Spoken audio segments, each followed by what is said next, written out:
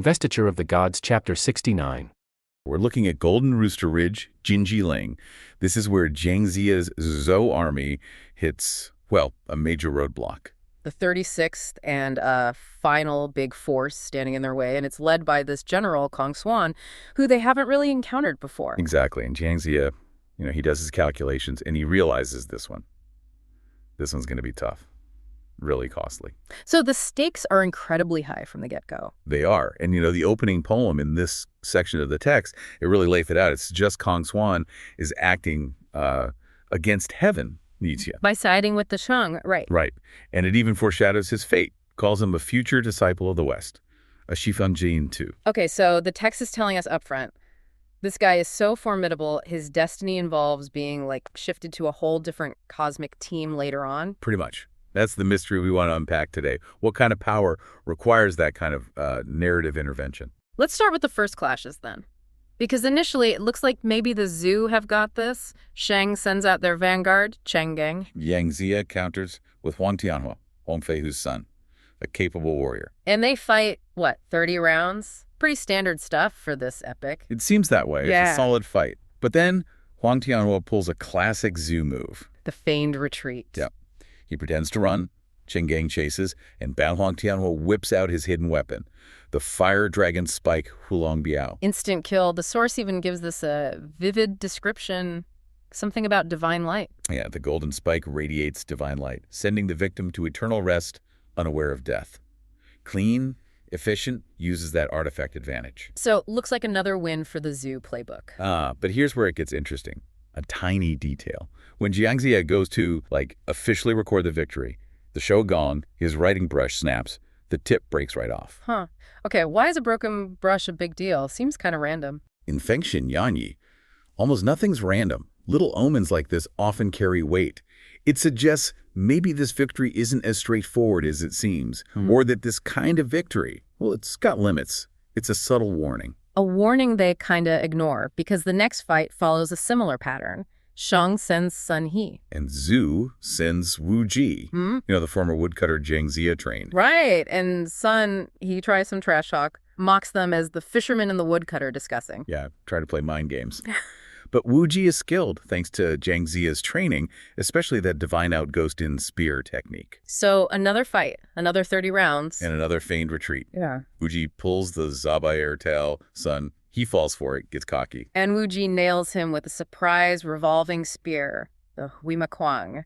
Another kill for the Zhu. 2 vanguards down. Seems like the Zhu strategy is working perfectly. Skill plus artifacts plus tactics. But what's Xuan's reaction to losing 2 generals back-to-back? He must be worried now, right? Not even slightly. That's the chilling part. He hears about Cheng Gang and Sun He, and his reaction is just nothing. He basically says they were incompetent. Wow. So he doesn't see it as Zhou's strength, but as his own officer's weakness. Exactly. It tells you he thinks he's playing a completely different game. Their sophisticated tactics, their powerful artifacts, irrelevant in his view. He operates on another level. Okay, that sets a pretty ominous tone. So he's up next. Shang sends Gao Jineng, and now Zhu escalates too. They send in Neza. Neza, the heavy hitter. Windfire wheels, cosmic powers. This should be different. It is. Gao Jineng even knows Neza's reputation, acknowledges his Dao techniques are exceptional. The fight is described as non-ordinary Fei Shi Deng Xian. It's a real mystical battle. So what happens? Does Neza just overwhelm him? Almost. Gao Jineng tries to retreat and use his own artifact, this centipede bag Wufeng Dai. But Neza's faster. Much faster. He throws his cosmic ring, the Qin Kun Quan. Powerful artifact. Hits him. Yep, right in the shoulder. Forces Gao Jineng to retreat. But, and this is key, it's not a kill. Okay, so Neza is probably annoyed, right? He likes clean victories. He is. The text says he's annoyed in his heart since he are now out. But the really important thing is what Xuan does next. What's that? He steps in and gives Gao Jineng elixir medicine Danyao. And the wound heals instantly. Li Shi Kuan Yu. Whoa. Instant magical healing. Exactly.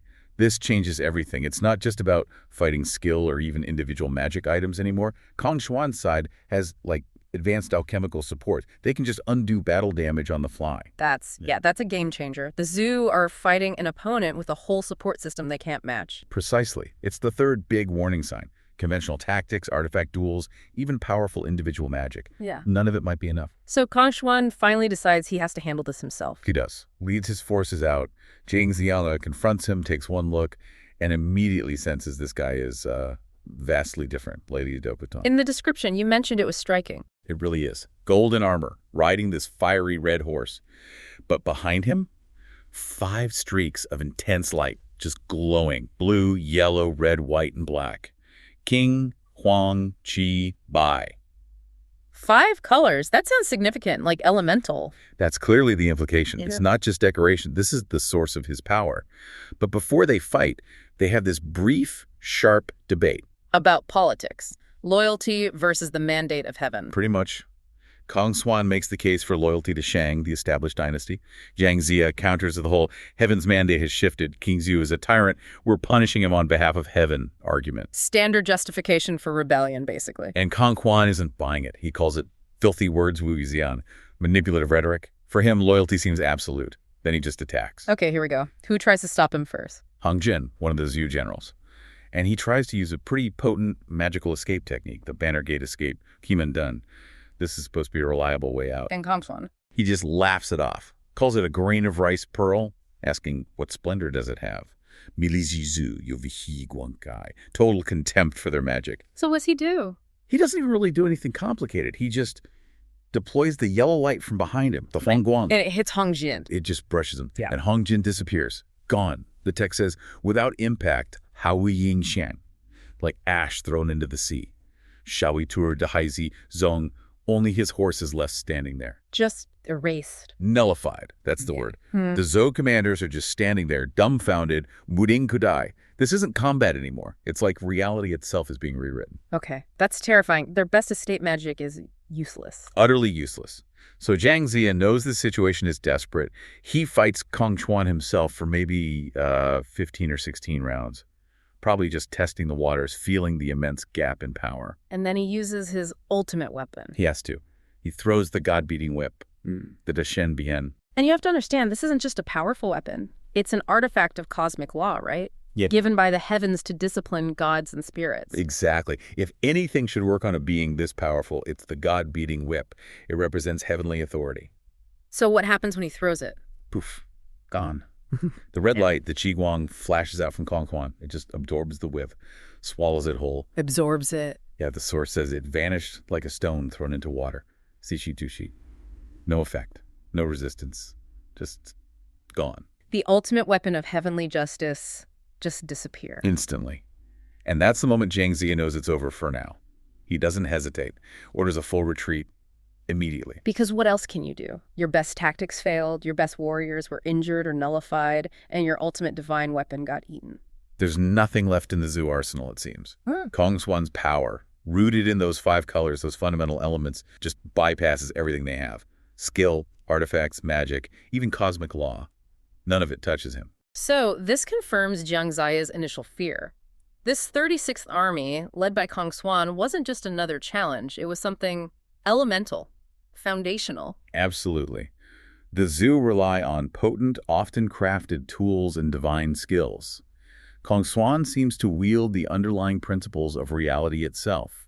Those 5 lights represent the core elements, the wuxing perhaps. Which brings us back to that opening poem, this seemingly invincible power, based on the literal building blocks of their world, is somehow destined to be overcome, or at least converted. Right. He's fated to join the Western faith, which in this context usually points towards Buddhism. Okay, so the stakes are incredibly high. And the immediate problem, it's not just some tough general, it's Xuan and his signature ability, yeah. the 5 colored light. Which sounds terrifying. The sources link it to the 5 elements, right? Wood, fire, earth, metal, water, the whole set. Which basically means he can counter almost anything you throw at him. Conventional attacks, magical ones. Making him seem, well, almost invincible. Pretty much. And he's already used it to capture General Hong Jin. So Zhang Ziya is stuck, completely paralyzed, strategically speaking. So a direct fight is out. Suicide, basically. A daylight assault. Forget it. Xuan can just, flash a light and neutralize whoever's coming. Which leads Ziya to a classic move for someone cornered. The night raid. Zhang. Try and use the chaos, the darkness, the Ignijian, as they call it. hoping maybe Surprise can get past that weird light shield. It's a gamble. He sets up a three-pronged attack, tries to hit them from multiple angles at once. Okay, so who goes where? Neza attacks the main camp. Huang Tianhui takes the left flank. And Lei Zhenzi. Lei Zhenzi hits the right flank. Okay, but hang on. Given how powerful Kong Xuan is supposed to be, and this sort of mystical insight he seems to possess, was a night raid really a smart idea? Or just wishful thinking? That's the million-dollar question, isn't it? And the source material is fascinating here. Because Kong Xuan wasn't just ready for them. He knew. He knew. Specifically, the text says he used divination. Gazi Xuan knew the whole deployment plan. Wow, so this isn't just good generalship. It's like fate, magic. Something beyond normal intelligence, definitely. He wasn't scrambling to react, he was waiting. He literally set up ambushes. The perfect ambushes. Gao Jineng waiting in the left camp, Zhu Xin in the right, specifically assigned. And the source mentions he was actually disappointed. Yeah, a bit of psychological warfare, maybe. He apparently regretted that Zhui himself didn't lead the charge. Like he was ready to take down the whole command structure right there. That's some serious confidence. Or arrogance. Next level hubris, maybe. Yeah. Let's see how it plays out. Over on the right flank, Lei Zhenzi charges in. Meets Zhu Xin. Right. And it's chaotic. It's night. Lei Zhenzi, who's known for his raw power, manages to land this killer blow with his club. So, one success. An early success, yeah. But it's gruesome. The source is very specific, talks about hitting the skull, brain matter spilling out. Yikes. Okay. But a dead enemy general. Momentary win. But then Lei Zhenzi may be feeling a bit too confident after that. Heads for the main camp. Heads towards Kong Xuan. Bad move. Kong Xuan just waits, deploys the yellow light. Which must counter Lei Zhenzi somehow. Presumably, yeah, matched to his element, or his weapon, maybe. And poof! Instantly neutralized. Captured. Gone. Just like that. Imprisoned in the rear camp. Now, Neza sees this happen. Sees the light take out Lei Zhenzi. He must realize it's hopeless. Exactly. He tries to pull back, get out of there, but he's too slow. Kong Xuan gets him too. Unleashes the white light this time. Neza's captured as well. Oh, man. So two of Zia's biggest supernatural hitters. Gone. Captured. Imprisoned. The strike hasn't just failed, it's backfired spectacularly. So the tally for that part of the raid is one enemy general dead, but two major heroes lost. A definite net loss. And it gets worse. The real tragedy, the one that really forces Zia's hand politically, happens on the left flank. With Huang Tianhui. Yeah. His death is the tipping point. He was supposed to be good at night fighting, wasn't he? The source description of his hammers is pretty intense. Like meteors not touching the ground. Yeah. Incredibly skilled, a blur of motion. He charges the left camp, takes on Gao Jineng. They fight hard. Fiercely, yeah. But turns out night fighting skill doesn't matter much against Gao Jineng's specific trick. Ah, so Gao Jineng wasn't just trying to fight him head on. Nope. Setting a lure, he fakes a retreat, a classic move. And Tianhui falls for it. Pursues him, eagerly, the text says, on his mount, the Jade Cullen. And that pursuit, that enthusiasm, seals his fate. What does Gao Jineng do? This is where we see that specialized anti-hero tech. Gao Jineng isn't using Kong Xuan's light. He's got his own nasty piece of work. The centipede pouch. Wu Feng Dai. That's the one. And it's clever, or maybe just cruel. He doesn't target Huang Tianhui directly. He goes to the mount. The Keelan. Exactly. Unleashes the swarm of centipedes, maybe wasps too, the text says, like flying locusts. Just this thick, horrible cloud. No mind's good. They sting the Kulin's eye. The animal freaks out naturally, bucks violently. That was Huang Tianhui. Throws him right off the saddle. Simple physics, really, triggered by this specific magic. And in that moment of vulnerability, Gao Jineng takes his shot. Spear thrust to the flank, fatal. Huang Tianhui is killed. Wow. Just undone by bugs attacking his right. It's brutal, and the narrative summary afterwards is really quite moving. His soul goes straight to the Investiture platform, so he's recognized as a hero. But the irony. The deep irony, yeah. He'd had this huge success earlier, breaking the 4 Heavenly Kings. But here, at this crucial moment, he dies without taking, and the text is specific, an inch of land for the new dynasty. The failure is absolute. The campaign is stalled. The cost is just immense. Devastating. You can imagine the mood back in the Western camp. 3 top generals gone in one disastrous night.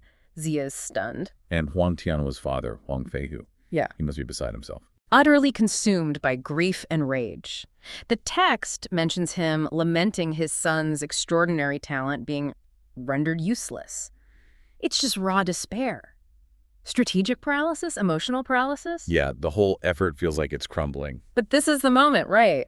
Crisis forces change. General Nan Gongxi steps up. With an idea. With a very specific idea, not just, let's fight harder. He says they need to recruit Chang Heihu from Chongqing. Why him?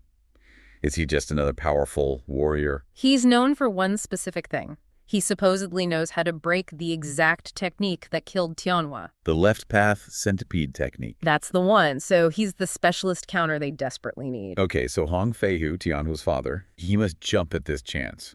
For revenge, if nothing else. Instantly agrees. Driven by grief, vengeance, and the knowledge that they need specialized help, he sets off immediately for Chongqing. And this recruitment trip turns into something bigger. Much bigger. Almost accidentally, it feels like. On his way, Feihu gets to Fifing Mountain and stumbles upon 3 other generals. Doing what? Fighting each other. For fun.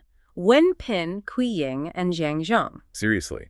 Fighting for recreation. Yeah, the source has this great line. They were using slang as play, yisha weio. Basically, powerful guys, probably bored, keeping their skills sharp by wailing on each other. Incredible. Idle power just sitting there. Exactly the kind of power the Western Zoo campaign needs to tap into.